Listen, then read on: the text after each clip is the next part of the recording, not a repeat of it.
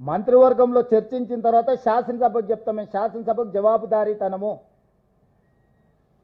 ఏ ఏ ఏ లెక్కల ప్రకారం కూడా ముస్లింల లెక్కలన్నీ, హిందువుల లెక్కలన్నీ, ఇతర సామాజిక వర్గాల లెక్కలన్నిటినీ రాష్ట్ర ప్రభుత్వం తేల్చింది. ఈరోజు ఎవరికి ఎలాంటి అనుమానాలు లేవు. కొద్దిమంది రాజకీయ పార్టీ నాయకులకు మాత్రమే బీసీ రిజర్వేషన్లను అడ్డుకోవాలనుకునే వాళ్ళు మాత్రమే ఇట్లాంటి అనుమానాలు లేవనెత్తుతున్నారు. మళ్ళీ వానాకాల సమావేశాలు, శాసనసభ సమావేశాలు పెడతాం. మీ పార్టీలకు ప్రాతినిధ్యం ఉంది. మీరు సభలో చర్చించండి, ప్రశ్నించండి, వివరాలు అడగండి. మేము శాసనసభకు జవాబుదారీతనంగా పనిచేస్తాము. వీధి సమావేశాలలో మాట్లాడే ప్రతి మాటకు మేము జవాబు ఇవ్వలేము. భారతీయ జనతా పార్టీకి, బీఆర్ఎస్కు శాసనసభలో ప్రాతినిధ్యం ఉంది.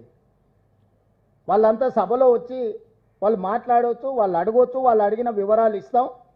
పర్సనల్ డేటా ఇవ్వడానికి వీల్లేదు. డేటా ప్రైవసీ యాక్ట్ ప్రకారం వ్యక్తుల యొక్క వ్యక్తిగత వివరాల గోప్యత రాష్ట్ర ప్రభుత్వం పాటిస్తుంది. ఇవ్వవలసిన సమాచారాన్ని మొత్తం సభలో ప్రవేశపెట్టినాం.